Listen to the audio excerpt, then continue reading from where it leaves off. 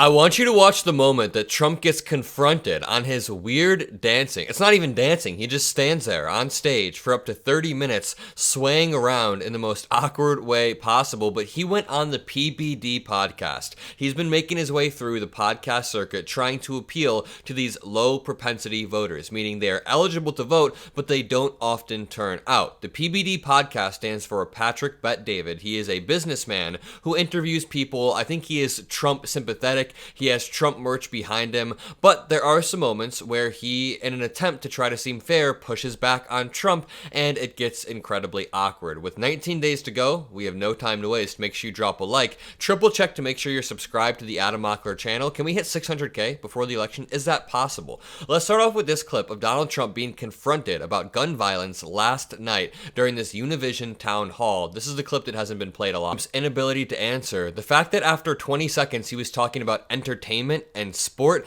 is insane. This dude was asking a genuine question, and Donald Trump just had a word salad. And there's a few things going on here. I support people's right to own a gun. I know that Kamala Harris does. Tim Walz does. They both own guns. That is absolutely normal, and it's honestly part of being a liberal in America. Liberalism means individual rights, but at the same time, there needs to be common sense mechanisms in place to stop maniacs from getting high-powered rifles. For example, in Maine, I believe it was 16 months back, maybe 2 years back, this man walked into a restaurant and killed 19 people, and he had told others that he had schizophrenia, that he had urges to commit a mass shooting, that he was most likely going to use his gun to commit a mass shooting, and most conservatives will even admit that dude should not own a gun. But Donald Trump can't take a nuanced approach to any of these issues. Instead, he pivots over to entertainment and sport. That is what you pivot to. I mean, I am somebody who grew up in an era where ever since 3rd or 4th grade, we've had to do school shooter drills. Ever since Sandy Hook,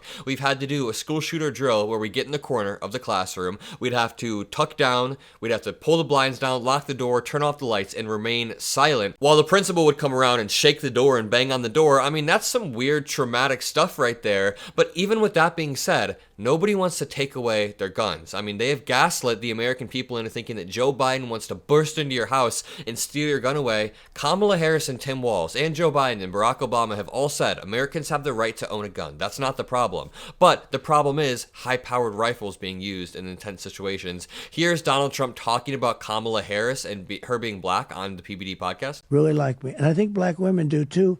But they have a woman who is black, although you would say she's Indian, but she is black. But she really, a lot of people didn't know, which is true. But I learned about it just a couple months ago. You know, the fact that she's black, yeah. Or that she's Indian. The fact that she's black, I thought she was Indian until a couple months ago. Things changed. I mean, a lot of people. Well, because if you follow baseball, Sammy right. Sosa kind of, you Right. sometimes have to respect people. They Sammy. change, right? So I thought maybe she was doing a Sammy Sosa the other way. Yeah, around. Sammy's changed. Right. People change. If you remember Sammy Sosa, he could hit the ball. He could hit the ball. This is the most sycophantic interview possible, and Trump's brain still sounds fried. And the way this dude says the word black is always so telling. He can't say it without placing a unique amount of emphasis.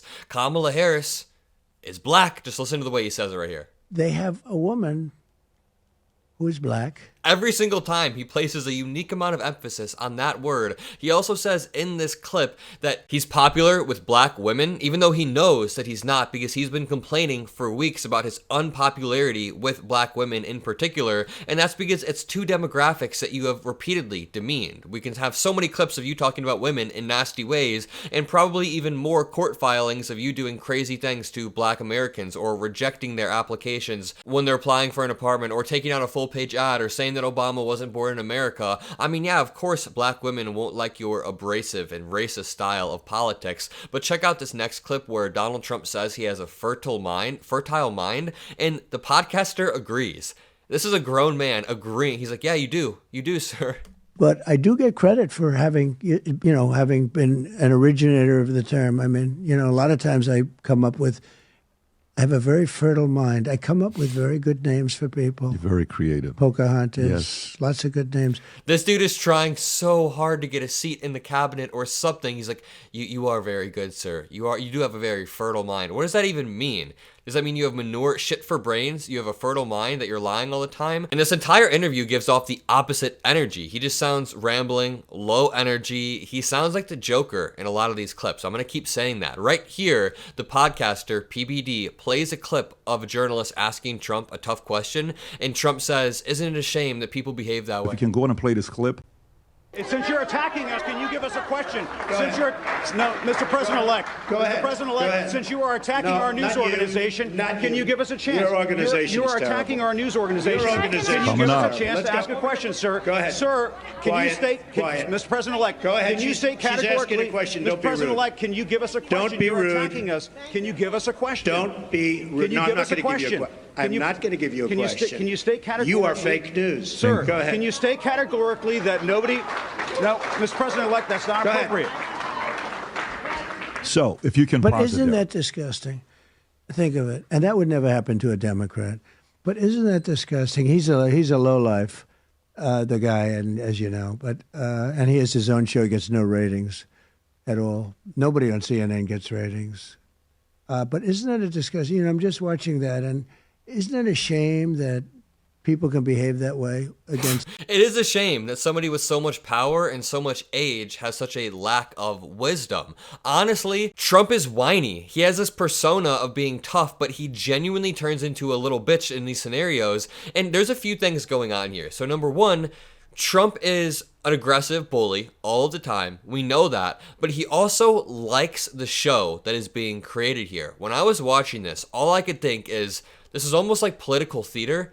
And that's what Trump likes. That is what he gains from. He gains from stuff like this. Give you a Can question. you state categorically? You are fake news. But this is just such a nasty way to attack the media. And if you watch my show a lot, you already know where I'm going to go with this. But Donald Trump is very intentionally undermining everything around him, whether it's the media, whether it's the courts, whether it's the institutions, whether it's somebody like Jack Smith or saying Hillary Clinton is a criminal. Donald Trump wants you to distrust everybody from Mike Pence to Bill Barr and only trust him. And attacking the media constantly, attacking the courts constantly, attacking people who dissent is a sign of authoritarianism. This is PBD confronting Trump about the enemy of the people rhetoric. But there's also an element of who are going to be my allies, who are going to be my enemies. Did you sit there and say, the enemy of the people is media, I'm going to go after them? Or did you say, no, this happened accidentally? Was this intentional or was it accidental? I think it's just long-term happened. It morphed into it. I don't think they said... I'm talking but I can specifically tell for you, though. Yeah. For me, look, I'm the worst case because there's nobody been abused like I have.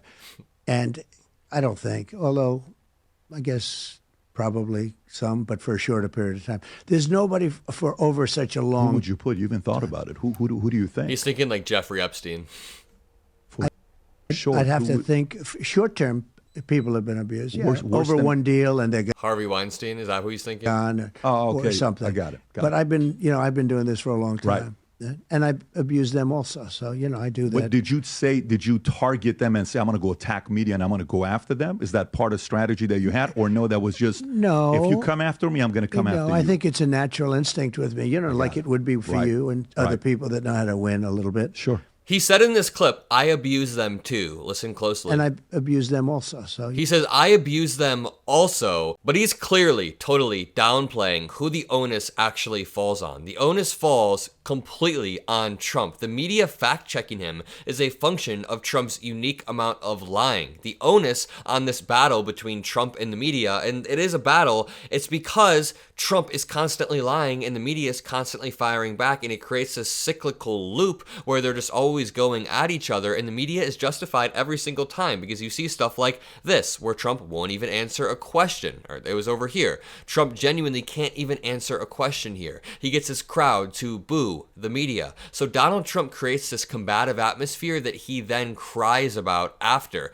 Now, Donald Trump said January 6th was a day of love yesterday. I won't play the full clip, but just watch the reactions. I love this. they thought the election was a rigged election, and that's why they came. Ashley Babbitt was killed. Nobody was killed.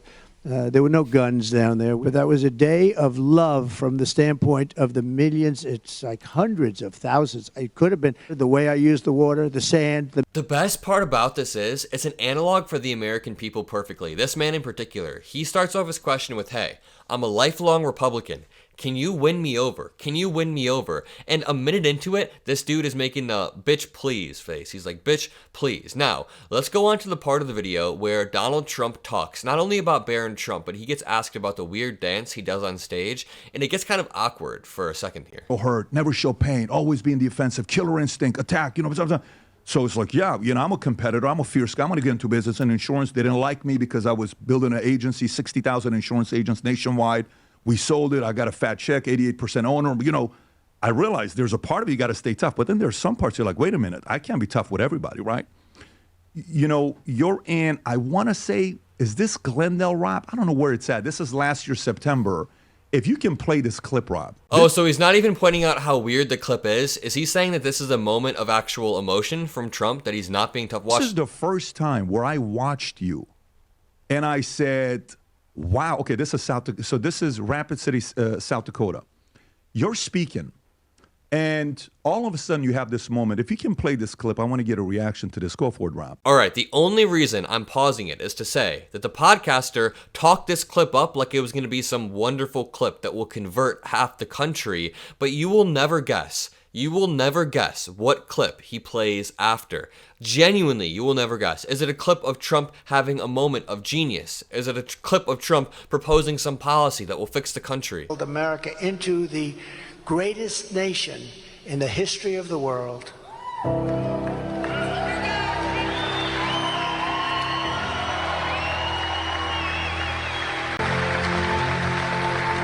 I'm going to mute it for 1 second due to copyright issues, but then I'll play it again. I'm going to place it on double speed because they play an entire clip of Trump just standing here.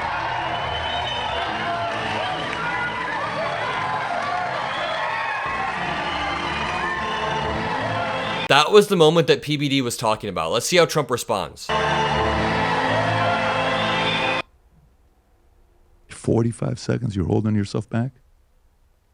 Well, let me explain.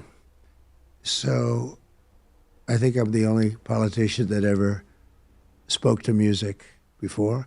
And I do that sometimes at the end of some of the rallies. That was a big rally. We had a lot of people. We have a lot of people at all the rallies. Did he just say he spoke to mute? What?